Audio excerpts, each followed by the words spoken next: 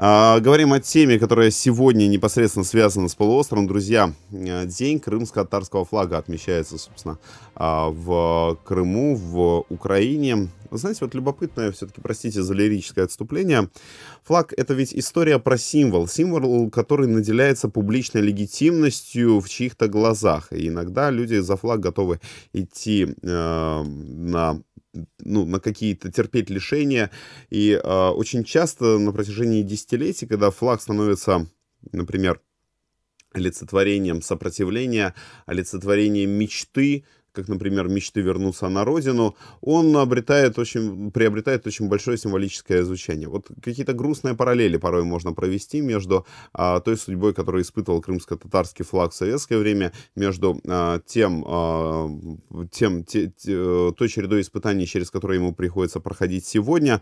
Вот о прошлом и настоящем крымско-татарского флага, его символическом наполнении будем говорить сегодня в ближайшие 20 минут, сразу после короткого информационного сюжета. Крым в центре внимания.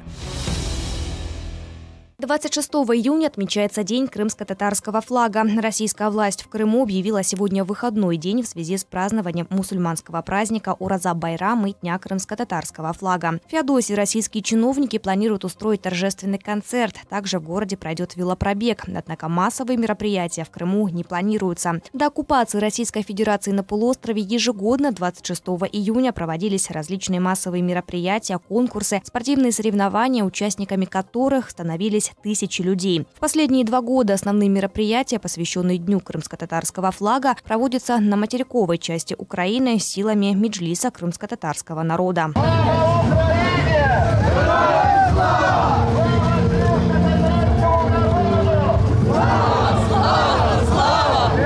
В прошлом году в этот день в Киеве несколько сотен активистов прошлись по городу шествием с крымско-татарским флагом длиной 39 метров. Флаг крымских татар представляет собой полотно небесного цвета с изображенным на нем знаком – золотой тамгой. Сегодня флаг коренного народа Крыма стал символом сопротивления, говорит лидер крымско-татарского народа Мустафа Джемилев. Татарский флаг – это сейчас символ сопротивления оккупации, причем не только для крымских татар, но и для всех людей, всех национальностей, которые ожидают, борются за освобождение Крыма. В этом году в Киеве также пройдут мероприятия, приуроченные ко Дню крымско-татарского флага. Автопробег и шествие по улице Крещатик. После на Майдане Независимости состоится митинг.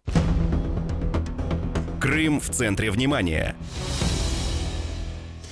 Вы знаете, вот доводилось встречать, собственно, доводится довольно часто встречать сегодня новости с территории полуострова, как, например, какого-нибудь крымского татарина задерживают российские силовики, например, за то, что он идет с крымско-татарским флагом. Или он едет на машине, где закреплен крымско-татарский флаг. Или девушка, обернутая в крымско-татарский флаг, идет по центральным улицам.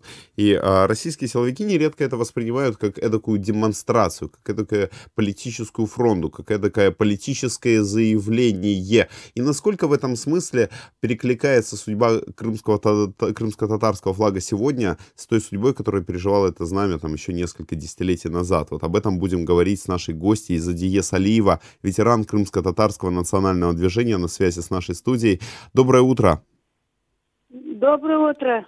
Вот вы знаете, мы как раз сегодня в преддверии, точнее, этого дня в редакции задумались, и вот в советское время, во время возвращения, собственно, на родину из депортации, вот было ли у властей такое агрессивное отношение к крымско-татарскому флагу, голубому полотну с золотой тамгой? Но изначально я хочу сказать, в советское время мы как-то голубой тамгой еще флага не было. Мы практиковали в Узбекистане. Есть такой город Беговат, где всегда в 60-е годы 18 мая вешали черный флаг на самой высокой трубе цемзавода. И вот тем временем, тем самым, как бы мы доказывали свое, значит, несогласие с этим властями, с этим государством. У нас всегда было ненасильственные методы борьбы. Вот таким методом мы как бы сопротивлялись. А в 1990 1971 году, значит, решили цемзавод, власти окружили милицией, чтобы не вешали на этой трубе, значит, черный флаг. А в то время в другой части города Беговато есть такая остановка, символично получается, остановка называется Запорожье, значит, где протекает река Сырдарья. Угу. И там две высоковольтная линия проходила. И вот на опоре вот этой высоковольтной линии на роликах наши соотечественники повесили черный флаг и остановили на середине Сырдарьи. Это самое широкое было, значит, устье этой реки, где-то около полукилометра, а высота над уровнем реки где-то было 100-150 метров. И вот власти никак не могли этот флаг снять. И вот он где-то дней 4-5 он провисел этот флаг. И только когда они смогли обесточить эту высоковольтную линию, тем самым отключили заводы, такие как металлургические и цементные заводы, только потом они смогли вот этот флаг, значит, убрать. Угу. Вот тем самым мы показывали свою, значит, несогласие и борьбу народа. А я лично, еще когда переехала в Краснодарский край в 1978 году, это уже был июнь месяц, но в мае месяце есть такое место Нижняя Баканка, там тоже компактное было проживание крымских татар, и тоже 18 мая повесили черный флаг. И вот это тоже их злило, и я попала как бы под эту гребенку. Когда переехала туда, меня-то на работу как молодого специалиста брали, а как крымскую татарку они никак не воспринимают, потому что, оказывается, мы вешаем черный флаг, и, оказывается, нам по побережью, был такой Чеховской, председатель райисполкома, сказал мне: вы знаете, что вам по побережью Черного моря нельзя проживать?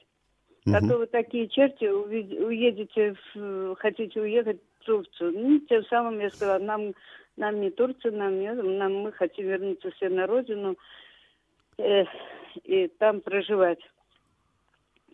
Понимаю. И скажите, а вы помните тот момент, когда вот на смену черному полотну пришло уже вот голубое полотно с тамгой, с изображением тамги? Да. Это был уже, это было вообще голубое полотно с золотистым тамкой. Это было на первом Хултае 1917 года в ноябре месяце. Ну, а потом революция и тем самым. Теперь, когда в Симферополе в 1991 году состоялся второй Хултай,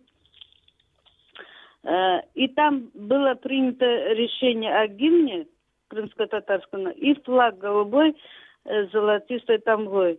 Это было в 1991 году на Хурултае крымско-татарского народа в городе Симферополь. Понятно. Ну вот и с тех пор, собственно, новый флаг, он является в значительной степени таким новым символическим контуром, который объединяет крымских татар и, собственно, друзей крымско-татарского народа.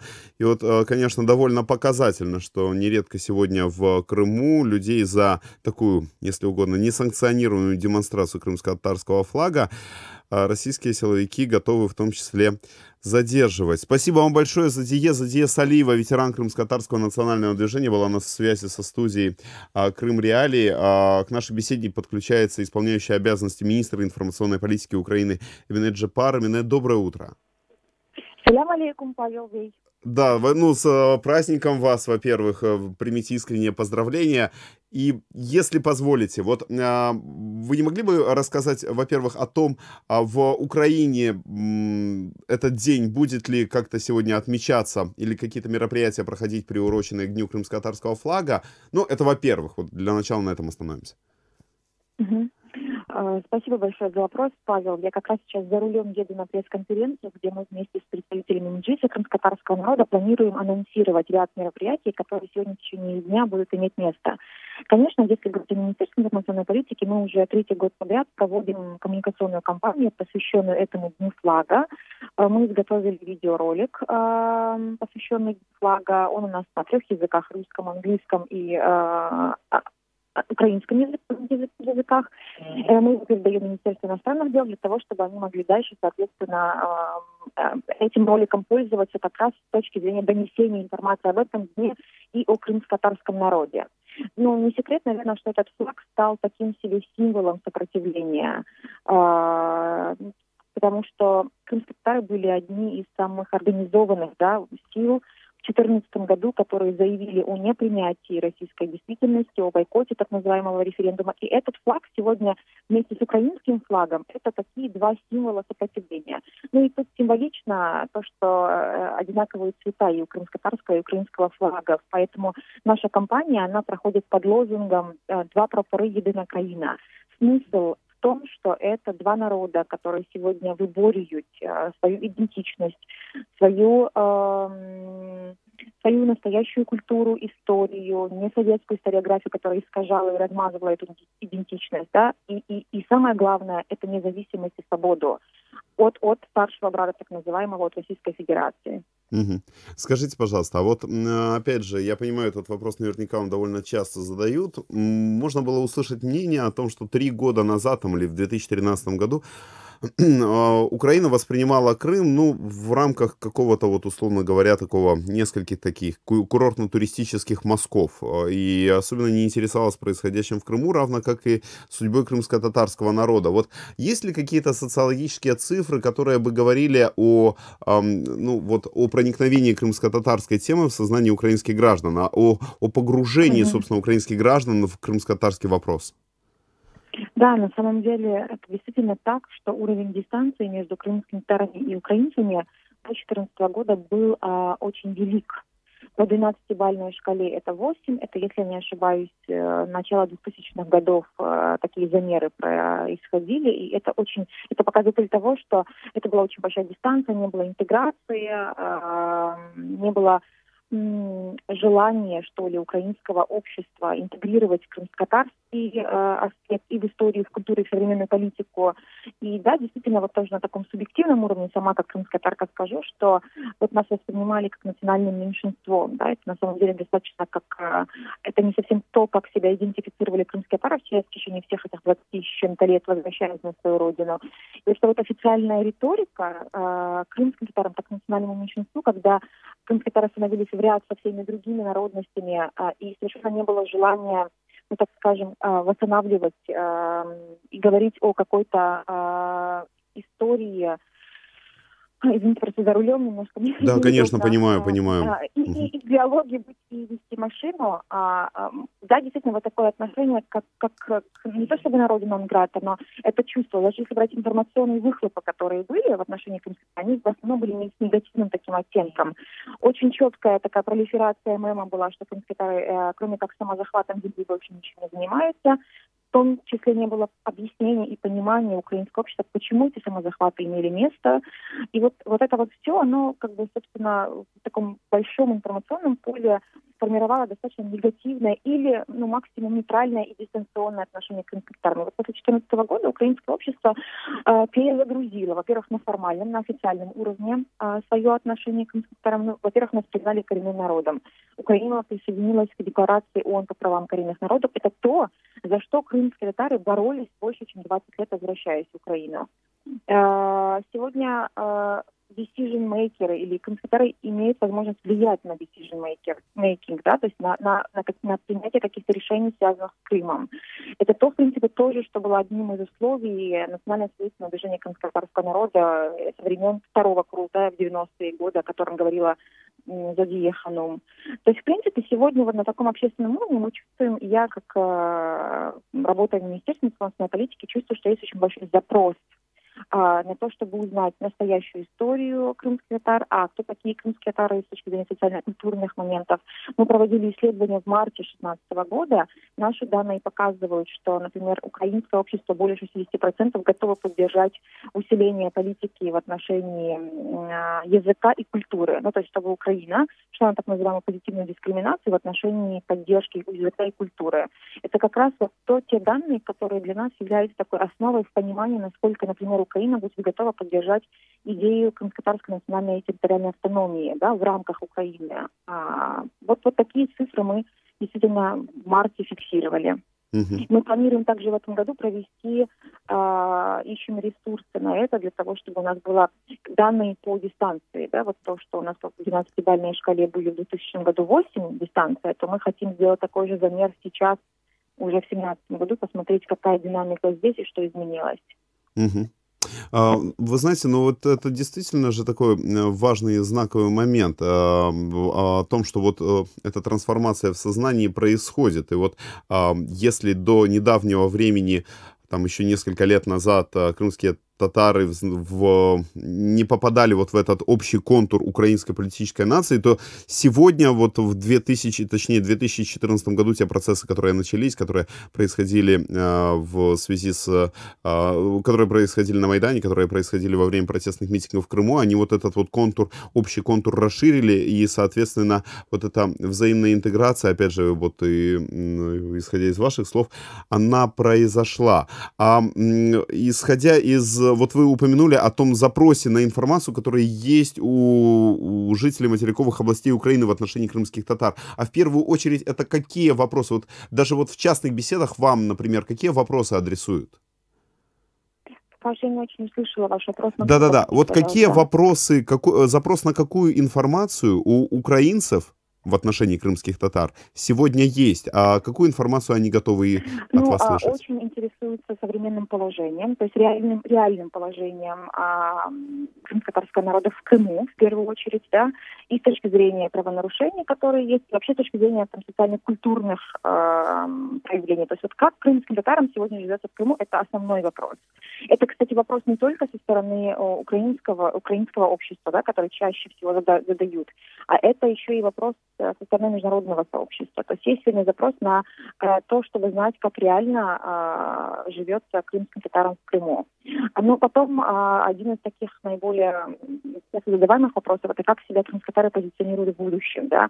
Верят ли в деоккупацию, и если деоккупация произойдет, какой статус у крымско-татарского народа будет, как они себя видят вот в этом контуре политическом, я бы уже сказала, и какая политика будет проводиться в отношении крымско-татарского народа. Очень часто спрашивают, насколько сегодня крымские татары довольны той политикой, которая производится в отношении них официальным Киевом. Это часто спрашивают иностранные дипломаты, представители и Меджлиса, и меня как крымско-татарки.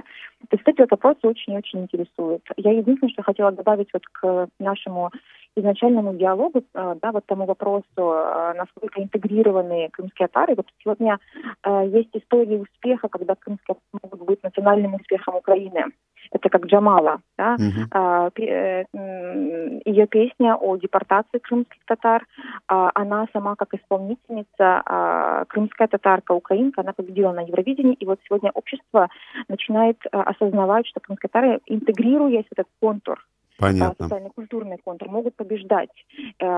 Есть кейс Мустафы Джемилева, авторитет которого сегодня очень высок, да, не только в крымско-татарском сообществе, не только в крымско-татарском народе, но и в украинском обществе. Понятно. Спасибо вам большое. Эмине Джапар, исполняющий обязанности министра информационной политики Украины, была на связи с нашей студией. К нашей беседе присоединяется Рифат Чубаров, глава Меджлиса крымско-татарского народа. Рифат ага, доброе утро. Спасибо, что нашли время. И с праздником, с Днем крымско-татарского флага вас. Дякую. Я хочу поздоровити всіх, хто слухає ваше радіо, вас також. Дякую вам всім. Рифат ага, вот скажите, вот мы неоднократно наблюдали на протяжении последних лет, как люди, которые, крымские татары, выходящие, которые просто вот в одиночные пикеты с крымско-татарским флагом, или когда крымско-татарская символика прикреплена на машине, что их останавливают российские силовики, вменяют административное правонарушение. Почему для России крымско-татарский флаг, он выступает в роли такого вот раздражителя. Это обида за то, что за неудачную попытку приручения или за что? Что мы наблюдаем? Ну, знаєте, в умовах тоталітарного російського режиму, в умовах Росії, яка окупувала Крим, українську територію, яка нищить кримських татар, проявлення будь-якого такого знаку збереження гідності, вони сприймають це як виступ проти них, вони це приймають як виклик проти Росії. Сьогодні кримсько-татарський прапор – це є символ протидії російської окупації, вони це дуже добре розуміють, і тому вони переслідують всіх, хто шанує свій прапор. Вони переследуют крымских татар, украинцев.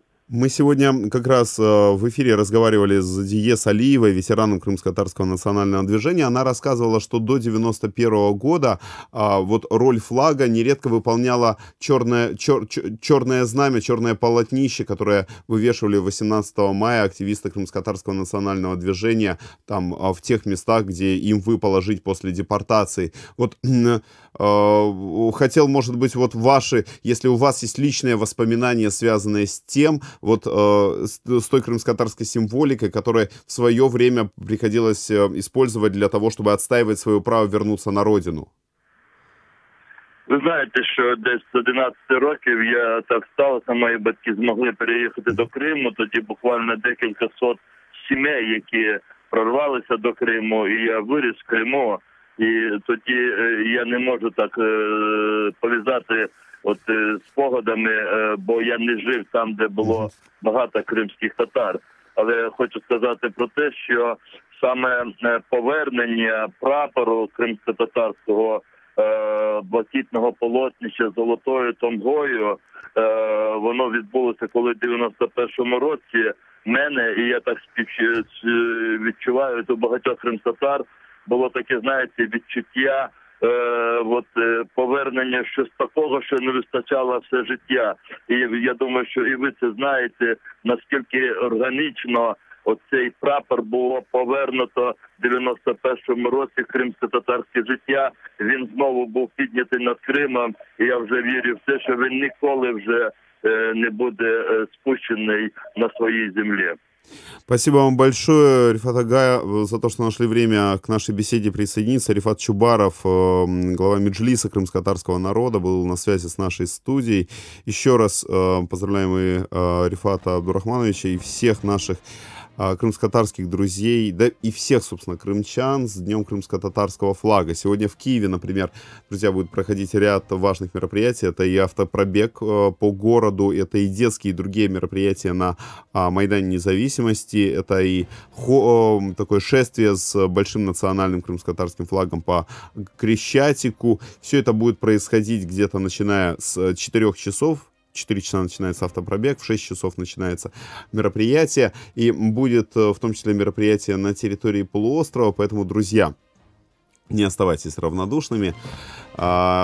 Соседи, это, знаете, порой это важнее, чем родственники, потому что они всегда рядом, и нужно уметь видеть в соседе друга, уметь протягивать другу руку, поэтому берегите себя, берегите соседей, слушайте радио Крым Реалии, а мы говорим вам до скорого.